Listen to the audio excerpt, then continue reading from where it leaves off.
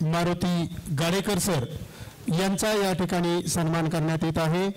सन्मान स्वीकारण्यासाठी सहकुटुंब या ठिकाणी ते उपस्थित आहेत। सर्व मान्यवरांच्या उपस्थितीमध्ये त्यांचा या ठिकाणी सन्मान होत आहे।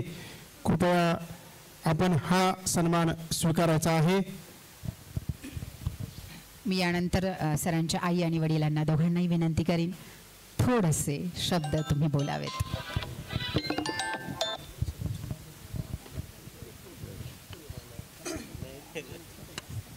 त्यांनी नकार दिलेला आहे। यानंतर एकनाथ पवार या ठिकाणी बोलतील आणि त्यानंतर अभिनेत्री माधवी निमकर या ठिकाणी बोलतील आणि त्यानंतर विशालजी लोंढे यांना या ठिकाणी सन्मानित केलं जाईल। आता कोण कोण राहिले ती चेक करा।